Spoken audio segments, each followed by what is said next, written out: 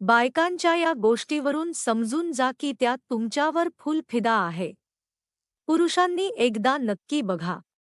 मित्रांनो, जेव्हा तुम्हाला एखादी व्यक्ती अनेक वेळा आवडत असते तेव्हा तुम्ही त्यांचे मन जाणून घ्यायचे असते. असे म्हटले जाते की मुलगी हसणे म्हणजे ती फसले. मुलींचे मन जाणून घेण्यासाठी तुम्हीही तो जुना फॉर्म्युला फॉलो करत आहात का? तसेच असल्यास तो आता आपल्या मनातून घालून टाकायचा आहे आणि नवीन ज्ञान मिळवण्यासाठी तयार व्हायचे आहे. एखादी मुलगी तुमच्याबद्दल काय विचार करते हे तुम्हाला जाणून घ्यायचे असेल तर तिच्या हसण्यावरून नजर काढून टाका आणि या नवीन तंत्राचा वापर करून जाणून घ्यायचा आहे. मुली साधारणपणे त्यांचे मन व्यक्त करत नाहीत, परंतु तुम्ही त्यांची देहबोली जर पाहिली तर तुम्ही त्या मुलीला आवडता की नाही हे शोधणे फार अवघड नाही. मित्रांनो, सर्वात प्रथम म्हणजे बोलायला सुरुवात केल्यानंतर ना तुमच्याशी बोलण्यासाठी व्हॉट्सअपवर विनोद किंवा इमोजी पाठवायचे आहे. जर मुलीला निमित्त सापडले तर ती तुमच्याशी बोलण्यासाठी निमित्त शोधत असेल, याचा अर्थ असा आहे की तिला तुमचे लक्ष हवे आहे. यामुळे कधीच मागे राहू नका आणि त्यांचे विचार समजून घेतल्यानंतर त्यांच्याशी अधिक बोलायला सुरुवात करा. दुसरा आहे ते म्हणजे तिला सर्व काही आठवते. मुली तारखा बहुतेक विसरत नाहीतच. तिच्या आवडीच्या मुलाशी जर संबंधित असेल तर तिला त्याच्याशी संबंधित जवळजवळ सर्व काही आठवायला सुरुवात होते. यासाठी डायरी सांभाळायची हे त्यांना गरज नाही. हेच मुलींची लपलेली प्रतिभा आणि त्यांच्या मनात दडलेल्या या भावना असतात.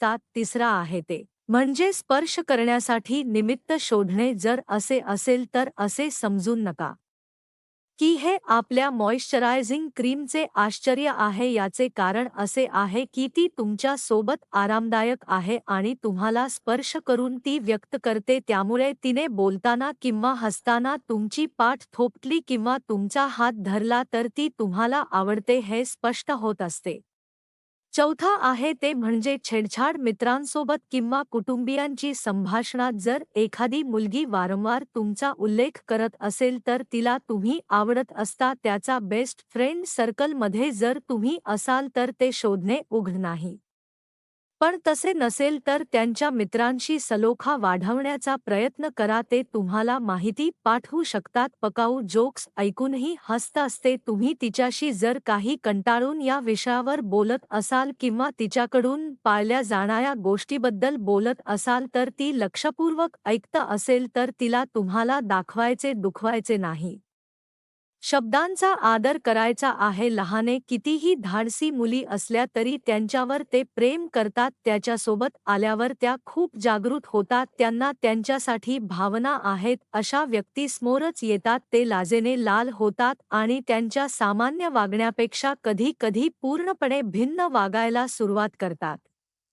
अशा परिस्थितीमध्ये एखादी मुलगी जर तुम्हालाही आवडत असेल आणि ती तुमच्या समोर आल्यावर थोडीशी लाजाळू आणि संकोच करत असेल तर कदाचित ती तुम्हाला खास समजत आहे. म्हणून त्याच्या वागण्याकडे लक्ष देणे फार गरजेचे आहे. भांडण असते तिथे प्रेमही फुलता आणि राग आणि असंतोष प्रेमाने भावना लपवण्यासाठी सर्वात मोठे शस्त्र आहे असं म्हणतात.